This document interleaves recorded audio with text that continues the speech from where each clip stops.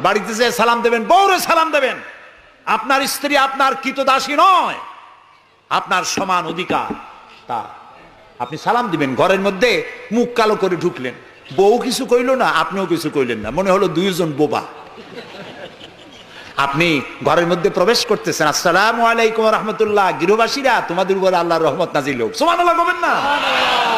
আজকেই এই আমল করবেন, বাড়ি যাইয়ে বউরে সালাম দেবেন। তবে যারাদের কোনোদিন দেওয়ার অভ্যাস নাই তাদের একটা সমস্যা হইতে পারে। হঠাৎ করে সালাম দিলে বউ মনে করবে কপালে দুঃখ আছে বুঝে আছে, একটু বুঝাই বলে নেবেন।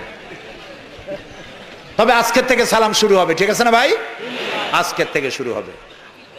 বাচ্চাকে বাড়ি থেকে বিদায় করছেন, স্কুলে যাচ্ছে, মা বাবা শিখায় বাই বাই, টাটা, যাই যাই, খাই খাই। এটা কথা হইল?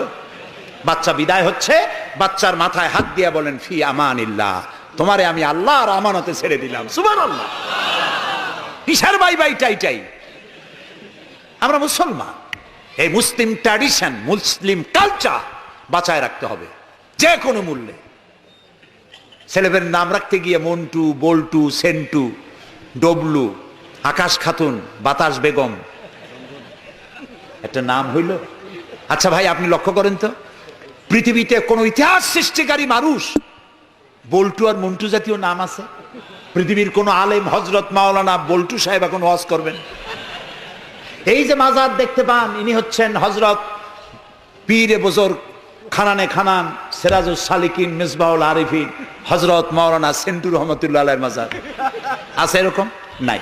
আপনি নাম যত খারাপ রাখবেন, আপনার সন্তান গুন্ডা হবে, বদমাশ হবে, চাঁদাবাজ হবে, জিনাকার হবে।